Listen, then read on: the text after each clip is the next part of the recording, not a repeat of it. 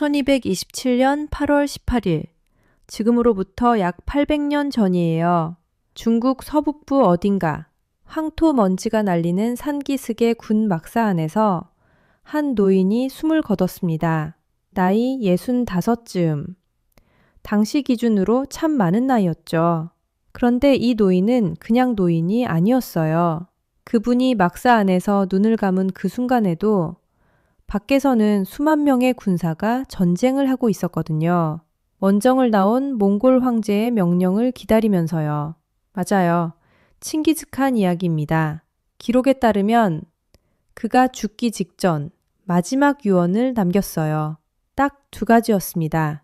첫 번째, 내 죽음을 알리지 말라. 두 번째, 서하인을 단 한 명도 남기지 말라. 그리고 실제로 그렇게 됐어요.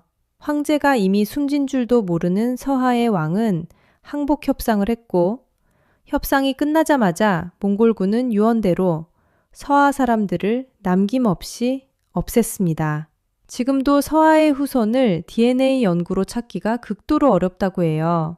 하나의 문명이 그렇게 지구에서 지워진 거예요. 그런데 여기서 소름 끼치는 게 이 모든 일을 명령한 황제는 그 결과를 끝내보지 못하고 죽었다는 사실이에요. 오늘은 칭기즈칸 최후의 8개월 이야기를 해드리려고 합니다. 그런데 한 가지 궁금한 게 있어요. 칭기즈칸은 왜 전쟁터에 있었을까요?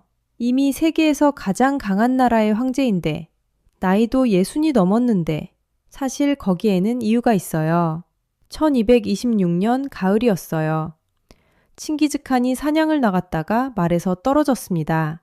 나이 64이었으니까 요즘 기준으로도 적은 나이가 아닌데 당시 기준으로는 참 많은 나이였죠. 주변 신하들이 다들 말렸어요. 원정은 나중에 하자고. 근데 칭기즈칸은 안 들었습니다. 사실 이 서하라는 나라가 칭기즈칸한테는 그냥 넘어갈 수 없는 상대였거든요. 탕구트족이 세운 나라, 서하. 몇 년 전에 칭기즈칸이 호라즘 원정을 떠날 때 서하한테 파병을 요청했어요.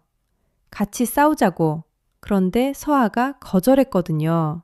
그것도 그냥 거절이 아니라 꽤 무례한 방식으로요. 칭기즈칸이 그걸 잊지 않았던 거예요. 기록에 따르면 그가 직접 이런 말을 했다고 전해져요. 내가 죽더라도 서하 원정은 반드시 마무리해야 한다고. 낙마 후 몸이 안 좋아지는 걸 알면서도 8개월을 더 버텼습니다. 그 8개월 동안 뭘 이루려 했냐 하면 서하를 완전히 끝내는 것이었어요. 사실 이 집념 뒤에는 훨씬 더 이상한 일이 기다리고 있었어요. 100만 명이 1억 명을 지배하는 나라의 황제가 말에서 떨어진 충격도 버텨가면서 8개월을 더 싸웠어요. 그리고 8개월 뒤 황제는 결국 눈을 감았습니다. 그런데 그 순간 역사상 가장 이상한 일이 벌어지기 시작했어요. 8개월 뒤 황제는 결국 눈을 감았습니다. 1227년 8월 18일이었어요. 그런데 여기서부터 이야기가 이상하게 흘러갑니다. 황제가 죽었는데 전쟁이 멈추지 않았어요. 당시 황제의 공식 역사서인 원사 기록에 따르면 칭기즈칸의 사망 기록은 딱 한 줄이에요. 발열이 발생하고 8일 만에 사망했다. 그게 전부입니다. 세계 최대 제국을 세운 황제의 죽음 기록이 고작 이 한 줄이에요.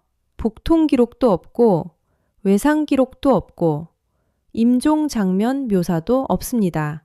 역사학자들은 이 침묵 자체가 의도적이라고 봐요. 무언가를 숨기려 했다는 거죠. 그런데 이 발열 후 8일이라는 기록, 호주 플린더스 대학교 연구팀이 2021년에 논문을 발표했어요. 흑사병, 그러니까 패스트의 전형적인 경과와 정확히 일치한다는 겁니다. 당시 몽골군 진영 안에서 이미 전염병이 퍼지고 있었다는 기록도 있거든요. 칭기즈칸의 중국인 고문이 병사 수천 명을 치료했다는 기록이 같은 시기에 남아 있습니다. 물론 확정된 건 아닙니다. 800년 전 이야기니까요. 다만 지금까지 남아있는 기록 중에서 가장 들어맞는 시나리오라는 거예요. 그보다 더 눈길을 끄는 건 황제가 죽은 다음에 벌어진 일이에요. 칭기즈칸이 숨을 거뒀을 때 몽골군 지휘부는 즉시 한 가지 결정을 내렸어요. 비밀 유지. 당시 몽골군 약 12만 9천 명이 서하 수도를 공격하는 작전을 진행 중이었거든요. 황제가 죽었다는 사실이 알려지면 군 전체가 흔들릴 수 있으니까요. 그래서 황제의 시신은 조용히 용구됐고 밖에서는 아무 일도 없는 듯 전쟁이 계속됐습니다. 죽은 황제의 이름으로 명령이 내려졌어요. 그리고 서하의 황제는 몽골 황제가 살아있다고 믿은 채로 항복 협상 테이블에 앉았습니다. 그런데 여기서 소름 끼치는 게 그 협상이 끝난 다음에 무슨 일이 벌어졌냐 하면요. 칭기즈칸이 죽기 직전에 남긴 유언 기억하시죠? 서하인을 단 한 명도 남기지 말라. 그 협상 결과가 서하라는 나라 전체를 지구에서 지워버렸습니다. 자, 그럼 그 협상이 어떻게 끝났는지 이야기해 드릴게요. 서하의 황제는 항복을 결정했습니다. 선택의 여지가 없었어요. 성은 포위됐고 보급도 끊겼고 밖에는 몽골군 12만이 넘게 진을 치고 있었으니까요. 서하 군대는 숫자로만 따지면 30만이 넘었지만 이미 전세는 기울 대로 기울어 있었어요. 그래서 황제는 협상 테이블에 앉았습니다. 몽골 황제가 살아있다고 믿으면서요. 협상이 이루어지고 항복 조건이 정해지고 모든 절차가 끝나는 그 순간까지도 칭기즈칸은 이미 숨진 상태였다는 거예요. 죽은 황제 앞에 살아있는 왕이 항복을 한 겁니다. 그리고 몽골군은 칭기즈칸의 유언을 그대로 집행했습니다. 서하인을 단 한 명도 남기지 말라. 서하 문명은 그렇게 끝났어요. 사람만 사라진 게 아니었습니다. 서하가 쌓아올린 문자, 기록, 건축물, 수백 년의 역사가 함께 지워졌어요. 1227년 8월 말 서하의 수도 흥경이 함락되면서 탕구투족이 세운 나라 서하는 지구상에서 사라졌습니다. 기록에 따르면 현대 DNA 연구에서도 서하 사람들, 즉 탕구투족의 후손을 찾는 게 극도로 어렵다고 해요. 일반적으로 나라가 망하면 사람은 남거든요. 문화가 흡수되거나 섞이면서 흔적은 남는 법인데 서하는 그 흔적조차 찾기가 어렵습니다. 얼마나 철저하게 집행됐는지 짐작이 가시죠? 그런데 이 대목에서 많이들 들어보셨을 이야기가 하나 있어요. 칭기즈칸이 탕구트 공주한테 독살당했다는 이야기요. 아마 어디선가 한 번쯤 접하셨을 텐데 결론부터 말씀드리면 이건 사실이 아닙니다. 기록에 따르면 이 이야기는 칭기즈칸이 죽고 나서 무려 400년이 지난 뒤에 등장했어요. 오이라트족이라는 집단이 몽골 안에서 정치적 주도권을 쥐려던 시기에 만들어낸 이야기로 추정됩니다. 당시 권력 절정기였던 칭기즈칸이 포로로 잡은 공주한테 암살당했다는 건 정황상 맞지 않기도 하고요. 역사학자들은 이 이야기를 완전히 신뢰하지 않습니다. 다시 본론으로 돌아와서요. 칭기즈칸은 자기 유언이 집행되는 걸 보지 못하고 눈을 감았어요. 서하가 사라지는 것도 전쟁이 끝나는 것도 보지 못했습니다. 그런데도 그의 명령은 살아서 움직였고 한 문명을 지워버렸어요. 이긴 자가 역사를 쓴다는 말이 있잖아요. 근데 칭기즈칸의 경우는 조금 달라요. 이긴 자가 역사 자체를 없애버린 거거든요. 상대방의 기록도, 사람도, 흔적도. 그런데 이야기는 여기서 끝이 아닙니다. 명령을 내리고 세상을 떠난 황제. 그 황제가 지금 어디에 묻혀 있는지 800년이 지난 지금도 아무도 모릅니다. 세상을 정복한 사람의 무덤이 행방불명이에요. 800년이 지났어요.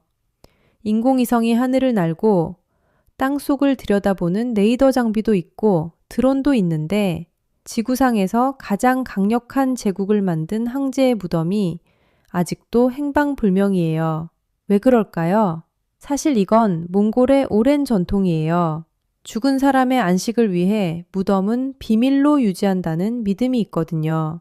그래서 칭기즈칸이 세상을 떠난 직후부터 유력 후보지 주변에 거대한 금지구역이 생겼습니다. 면적이 240제곱킬로미터예요. 서울시의 약 40% 크기거든요.